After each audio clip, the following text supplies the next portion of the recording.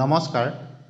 Assam budget 2025 আৰু 26 কৰ্মচাৰী আৰু পেঞ্চনৰ কাৰণে কেইবাটাও গুৰুত্বপূৰ্ণ তথা ভাল খবৰ লৈ আহিছে।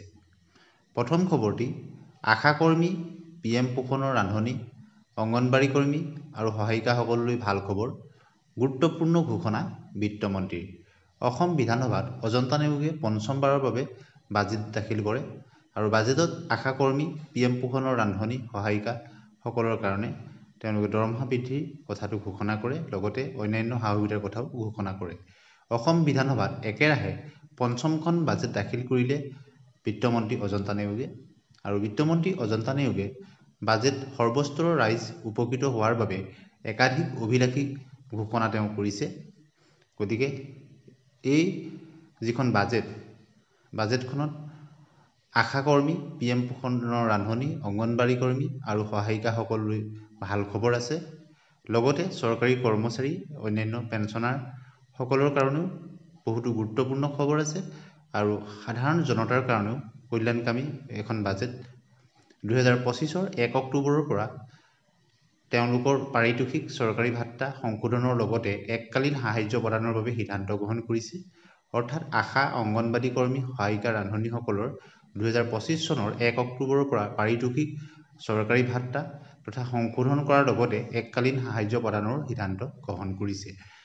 নিৰ্দিষ্ট বেতন লাভ কৰা মাষ্টাৰ ৰোল আৰু ৱৰ্কছাৰ্ছ কৰ্মীসকলক চৰকাৰে যোগ্য ঘৰ ভাড়াৰ ভাত্তাৰ 50% প্ৰদান কৰিব। গতিকে মাষ্টাৰ ৰোল ৱৰ্কাৰ্ছ বা ৱৰ্কছাৰ্ছসকলৰ কাৰণেও তেওঁলোকৰ HR 50% প্ৰদান কৰাৰ কথা ঘোষণা কৰিছে। ইয়াৰ পিছতে ৰাজ্যত পুনৰ মুকলি কৰা হ'ব 40,697টা নতুন পদ। এই কথাও ঘোষণা কৰিছে সন্মানীয় বিত্তমন্ত্ৰী অজন্তা নেওগ মহোদয়ে। তৃতীয়, চতুৰ্থ বৰ্গ অসম লোকসেৱা আয়োগ, প্ৰাথমিক শিক্ষা, মাধ্যমিক শিক্ষা সঞ্চালকালয়ত খালী হৈছে পদ। গতিকে নিবনুৱাৰ কাৰণেও অত্যন্ত ভাল খবৰ। এই বাজেটতে ঘোষণা কৰা হৈছে তৃতীয় বৰ্গ, চতুৰ্থ বৰ্গৰ তথা শিক্ষক আৰু অন্যান্য পদ। লগতে অসম অভিযন্তা সেৱা, চিকিৎসা বিজ্ঞান আৰু স্বাস্থ্য খণ্ডৰ আৰক্ষীতো ওলাইছে চাকৰি। গতিকে ইয়াৰ উপৰিও 1 এপ্ৰিলত লাখপতি বাইদেউৰ একাউণ্টত সোমাব 10,000কৈ টকা। লাখপতি বাইদেউৰ সকলৰ কাৰণে অতি গুৰুত্বপূৰ্ণ এটা ভাল খবৰ। বিহালীৰ পৰা আৰম্ভ হ'ব মুখ্যমন্ত্ৰী মহিলা উদ্যমিতা অভিযান। গতিকে এই লাখপতি বাইদেউসকলৰ যি 1 লাখ টকাকৈ পাব বিহালীৰ পৰা 1 এপ্ৰিলত আৰম্ভ কৰিব। ইয়াৰ পিছতে শীঘ্ৰেই আহি আছে অৰুণোদয় 3.0। 2025-26 বিত্তীয় বৰ্ষত অৰুণোদয়ৰ হিতাধিকাৰীৰ সংখ্যা 37.2 লাখলৈ বৃদ্ধি কৰা হ'ব বুলি বিত্তমন্ত্ৰী মহোদয়ে ঘোষণা কৰিছে। ইয়াৰ লগতে কিতাপ ক্ৰয়ৰ বাবে প্ৰতিগৰাকী চৰকাৰী কৰ্মচাৰীক দিয়া হ'ব ধন। যিহেতু এই বছৰটো কিতাপৰ বৰ্ষ হিচাপে ঘোষণা কৰা হৈছিল, কিতাপ ক্ৰয়ৰ বাবে প্ৰতিগৰাকী চৰকাৰী কৰ্মচাৰীক ধন দিব চৰকাৰে। আৰু ইয়াৰ লগতে 1000 যুৱ লেখকে লাভ কৰিব 25,000 টকাকৈ। বাজেটত লাখ লাখ চৰকাৰী কৰ্মচাৰীলৈ বৃহৎ ঘোষণা কৰিছে হিমন্ত বিশ্ব শৰ্মা চৰকাৰে।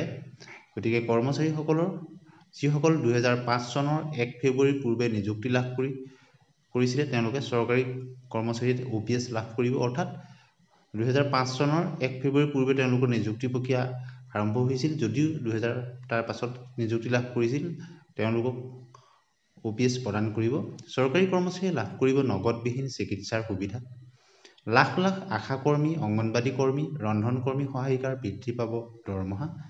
গতিকে এটা দীৰ্ঘদিনীয়া দাবী আছিলে আশা কৰ্মী, অংগনবাড়ী কৰ্মী, ৰন্ধন কৰ্মী, সহায়িকাসকলৰ, আৰু তেওঁলোকৰ দৰমহা বৃদ্ধিৰ কথাটো ঘোষণা কৰিছে।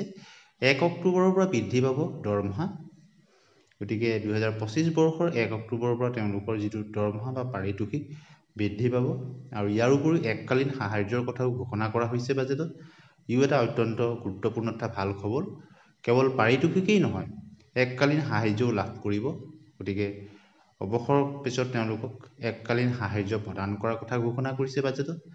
এটা অত্যন্ত ভাল খবৰ আশা, অংগনবাড়ী, ৰন্ধন কৰ্মী, সহায়িকাসকলৰ কাৰণে। 1 এপ্ৰিলৰ পৰা 32 লাখ আত্মসহায়ক গোটৰ মহিলাই লাভ কৰিব উদ্যমিতা আঁচনিৰ ধন। গতিকে 32 লাখ আত্মসহায়ক গোটৰ মহিলাৰ কাৰণে এটা অত্যন্ত ভাল খবৰ।